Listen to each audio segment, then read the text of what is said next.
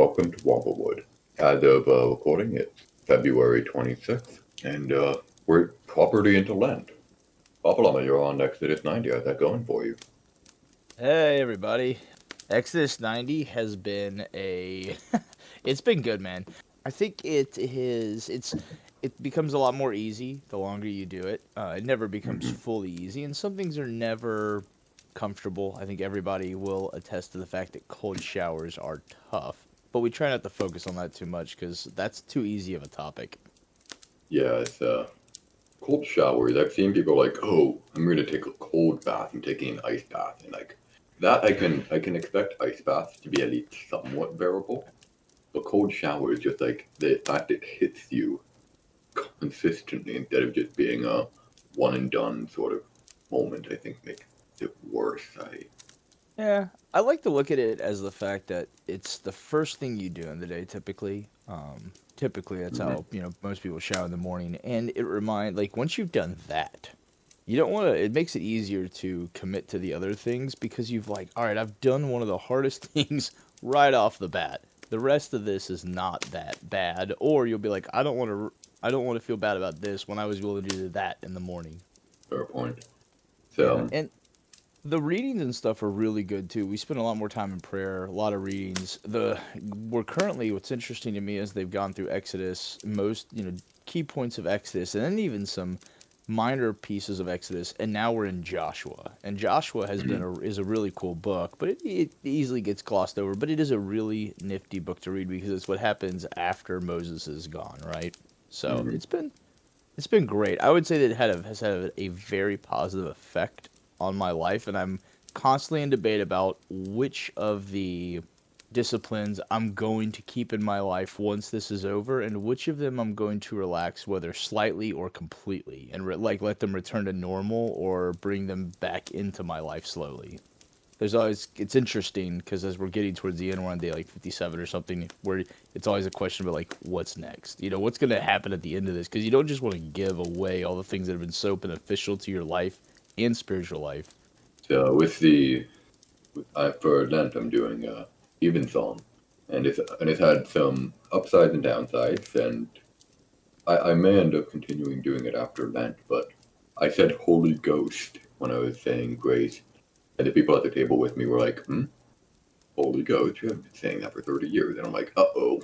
And then we got into a bit of a disagreement over translations, and I pointed Just an out average day at the Jerma family household over here.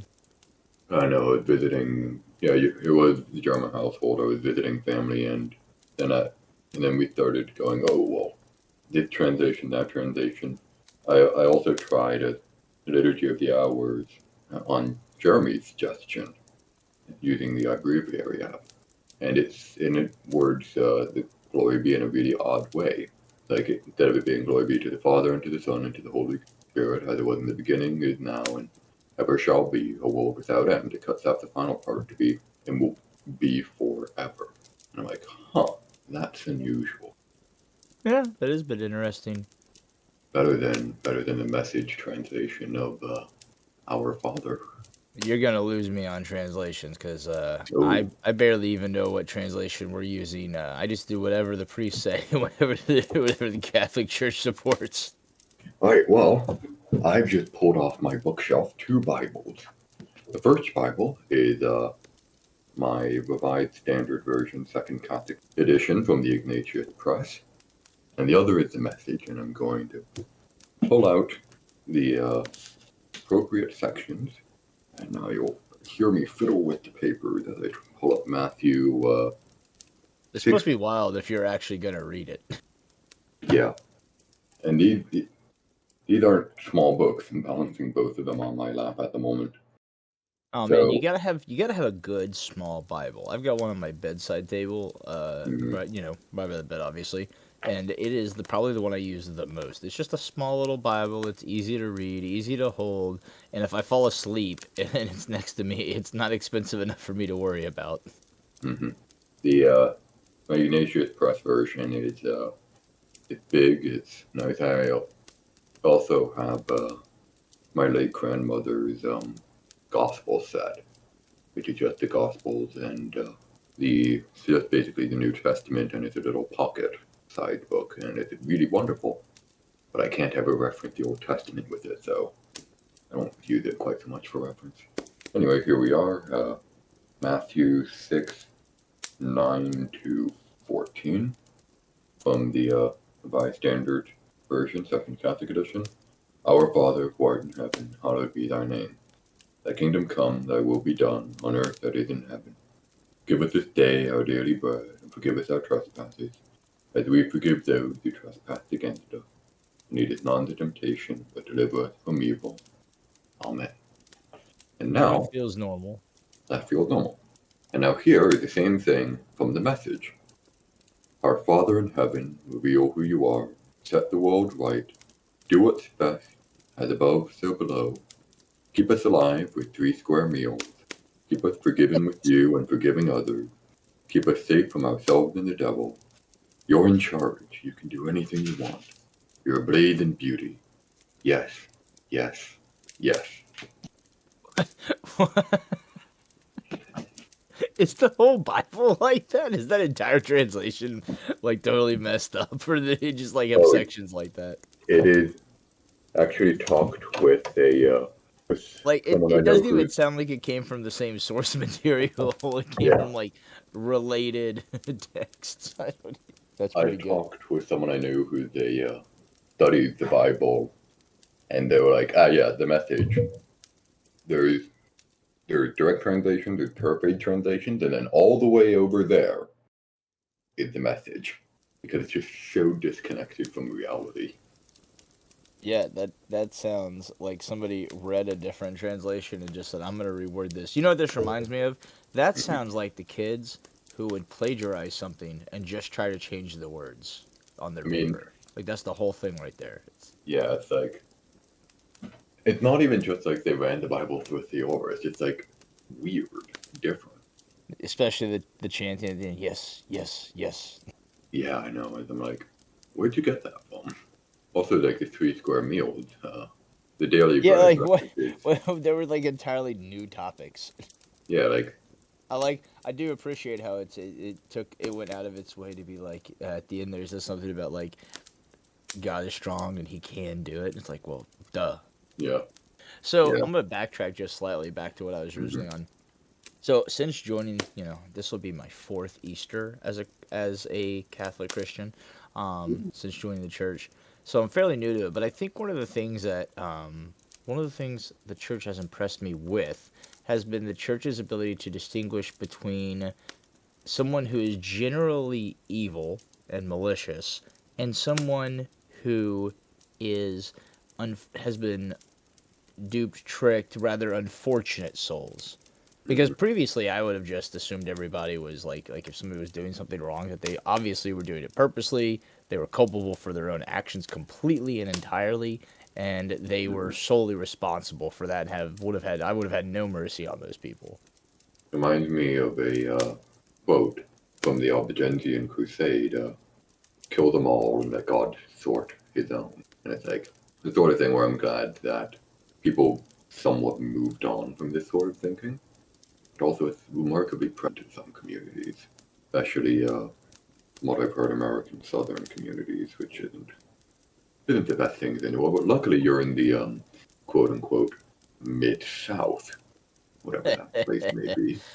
We do exist. It's this weird situation where we're not quite fully Southern, but we're not quite Midwest, but we're not close enough to anybody to for them to want to claim us entirely. Just to get your own regional identity, then. Stop with this Narnia nonsense. Hey, the Mid-South. I've sent you the data. It's there. It's real.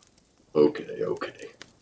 A guy on Reddit referencing the Mid-South doesn't make it real. Hey man, I sent you the Wikipedia page. You just didn't like it, okay? Ooh. I know a fellow who really does not like Wikipedia because they have his birthday wrong on his Wikipedia page. And at least he has a Wikipedia page. Yes. I'm like, well, Wikipedia said, and they're like, oh, you can't trust Wikipedia. They got my birthday wrong. And I'm like, okay, buddy. And I keep telling him, if it bothers you that much, just go and fix it. Because you can do that. He but could no, be he won't. stuck like he could just like keep trying to fix it, and somebody could be changing it back. They think he's lying. You know. That'd be really funny, but I don't think that's the situation. I will say the South gets a bad rap in this regard that we're talking about. The South is actually one of the. It is definitely. I say this as somebody who's been all over the U.S. I've been to it's either 39 or 41 states. I've spent a lot of time in the Northeast, especially like Pennsylvania, and the South is the most friendly place. Like generally speaking, if you walk up to somebody and say hello and greet them, etc., like you're gonna get the most positive, kind response. They're the group most likely to Mhm. go out of their way to help you. It's. I don't know. I think they only get a bad rap because people just assume it's a bunch of hillbilly rednecks and they're all just I don't know driving trucks on each other's lawns or something. I have no clue, but they're definitely not as exclusive or as rude as people would paint us out to be. It's interesting. Yeah, they're saying that Southerners are kind and polite. Californians are polite but not kind. Canadians are kind but not polite. And New Yorkers are neither. That's accurate. New Yorkers are to the point. New Yorkers and New Jerseyans. Yeah. This is gonna get the New Jerseyers in the comments upset. I really don't quite get the difference between some parts of New York and New Jersey. I'm not gonna dunk on New Jersey because we just recruited a guy from New Jersey onto our barbecue team. So I'm gonna not Hmm. say anything overly Yeah, you're mean. you're pleading the fifth. I see how it is. I am. Uh, just in case that guy hears this, he's gonna be like, "Oh, so that's who PapaLlama is," and PapaLlama said nothing bad. Oh, I recently went on a trip that you might have found a bit interesting. So, remember when I mentioned my wading through its dream? Yes, yes, I do. So, this time I went even further north, and the snow was quite deep to the point that I'm a taller lad, I'm like around 6'3". The snow was up to my thighs. Ooh, lad, Yeah, that would have buried me. uh-huh. And I was walking through the woods, and then I see a nice open plain, and I'm like, "Ooh, it'd be very nice to go out there and just like set up a target and have a bit of fun."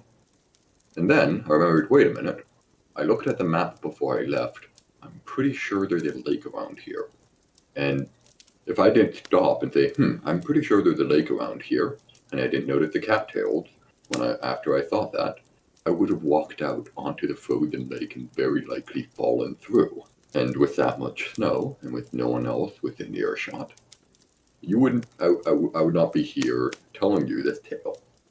So, I'll have you know, I do exercise at least some level of care and safety when I go on my hikes. You don't have to worry about having to replace me because I got washed down river. This is like the second time you've brushed with death over here. This is impressive. So, all right, is there a name for the type of hiking you do in this regard? Because you brought this has got brought up a couple times now, but now I'm really curious if this is an actual thing. Well, it's my immediate reaction was, well, we could call it stupid, but I don't know if there's an actual title to Like this there's sort of people that thing. there's like people who go hiking, right, from like the Mm-hmm. bottom of Mexico up to like the northeast or northwest US. And then there's people who go rucking through the woods. Is there not a Yeah, title for going on your own into the frozen tundra of northern Canada and surviving? I don't know, to be honest. Do you take It's any are you literally just doing it with like like a physical analog map, or are you doing this with like some sort of digital assistance? oh, I look at a map before I leave, and then I go, and then I return, and I don't bring a map with me. You're confident enough to leave, go into the woods, turn around, and come back. Yeah. Interesting. So how do you track that? Like I would get lost in a Well, heartbeat. I'm actually gonna. Well, remember when I said there was snow? Fair enough. I guess the snow tracks would be there. Yeah. Yeah, I was. Actually, because of how deep the snow was, I couldn't see what obstacles are under there, so I had to. When I returned, I had to retrace my steps exactly, basically, because otherwise I would have gotten stuck or had to go through some particularly nasty uh, obstacles. So I just And how followed the long line. how long does a trip like that and take? Are you out there Ooh, for hours? Or are you out there for like half a day, 30 minutes? What's the story? the depends on what I'm doing. Normally, it's about an hour or so from starting to returning back to the starting point. But like what I mentioned was a much shorter hike, and that was still pretty long. I think that took like 30-ish minutes, and I went not very far. And you're Because just when I doing when this I for. reached the lake, I was like, okay, I gotta turn back. Out in the middle of nowhere, I get a hike through the snow. It's just a fun time, so I did it for fun. Oh, there you go. That does sound like a fun time. Yeah. Everybody's got their thing. Mine's just barbecuing, all day. Dude, I cooked for 24 hours Ooh, from Friday to Saturday. wow. I couldn't lug a barbecue out with me. It would be a sight to behold, like breaking down a barbecue and carrying it out. Actually, no, I've seen videos of people who go out onto like mountaintops and then Yeah, cook a meal. I Who knows? really wanted to. I really want to when as my youngest son gets older. I really want to get good at cooking over a real fire, and so I'm thinking about collecting like some sturdy, not fancy, but sturdy cast iron sets. And then I've got a big flat plot of land out back in my yard, so I might go out there and build Ooh, like an actual fire pit and learn how to do it. yeah. The Like even to the point where you have to use like sticks, as your mm, to hold it. I was far enough north that we didn't have electric heating. I had to keep the place warm with a wood stove. Those And things are totally underrated. oh, they're amazing. Once you get good at starting them, oh boy, they're great. The but yeah, cooking over fire, it's fun. There's nothing like it, and it also makes the meat taste different. Sometimes better, sometimes depending how good you are. And depending on what type of wood I would know all Yeah. about using different woods, yeah. But no, it's also more rudimentary. Like you're not gonna get your fine, well cooked Mm. thing. Like you're gonna have to just go with what you've got in front of you. Yeah, there's The you cool may thing be about able to do something with like if you set up a tripod and like hang at the right height or enclose it in yeah, the yeah, right way, but that's at that point you're you can even use that stove basically that you've got all around you over there. As long as you don't pick up too much dirt, you can make like a stew. mhm. Have you ever had maple syrup taffy? I have not. I use maple syrup in a lot of things. I'm actually kind of Mm. on a maple syrup kick in my barbecue journey. But I Ooh. haven't never had taffy. So basically, maple syrup taffy. You take maple syrup, you heat it up a bit, and then you go outside and you pour it over the snow, and you take a stick, you stir it into the snow, and it makes a wonderful taffy that you then basically just wrap onto the stick and you eat it. And it's a wonderful little dessert that you can just make anywhere. But Hmm. unfortunately, you can't really do it unless you have snow and you have clean snow. Like if you ever come to Canada, make sure the snow is clean first. You don't want to do this in like uh, around the cities because the snow isn't that clean there. But if you're like where I was 100 something kilometers away from the nearest city, and that's the smaller city. So the snow is clean, so I could have done it. I forgot to, but I could have. Yeah. I wonder how far I am from the nearest city. I have to actually do like the real city. I'm like probably like 5 miles from the actual nearest suburb. Yeah, I was 100 kilometers from the nearest suburb. That is pretty wild. I mean, well, there's a fact. 90% of Canada lives within 100 kilometers of the American border. Yeah, yeah, I've read that. It's Yeah. I mean it makes sense. You don't want to go too far north because then there's just nothing. Hmm. Oh man, have you seen how expensive milk is when you get far enough north? Nope, because I've never gone that far north. Yeah, it gets up to like 30-ish dollars for a single carton of milk. Yeah, wouldn't most things start getting expensive up there because there's just not a good way to get them up there, and there's not enough Yeah, people to make it worthwhile. yeah. You either have to bring it up on an ice road truck or fly it in, but yeah, nothing much really happened, and sometimes you can't get in or out of town for months at a time. But luckily, I'm not that far north. Pretty Anyway, wild. When are you gonna be like that guy on the YouTube I see who who like digs into the snow and builds builds habitation underneath the snowstorm? Yeah, those. I'm not quite adept yet to do to winter camping, because that will kill you very quickly if you do it wrong. That's usually my thoughts. I'm like, that looks cool. I'd die. Yeah, You like would normal cave in. camping, if like you have fun, worst thing you will happen is you like step into poison ivy or step on a snake. Winter camping, there is a oops, forgot enough heat. I'm dead. Anyway, on that note, I'm looking at the clock and we may want to wrap things up. So, do you have Any last comments, I suppose? any last Ah, comments? well, we're going through Lent right now. I would encourage everyone to stick to the sacrifices they have committed to, and also, if they haven't yet, to take up not just a sacrifice, but an extra act. Whether it's more praying, something spiritual, Mm-hmm. obviously. Could be, going to mass more often. That's been one cool thing is the XS90 thing encourages us to go. They encourage you to go to mass more than one time a week, even if it's just another time, and that's interesting because it can be a huge boon to for any given person who does that. So I would encourage you guys just to keep keep up with what you got, and then maybe add one more thing to it. It's never too late to start. Mm-hmm. Isn't that the truth? And on that note, I'm Jerma. And I'm PapaLlama.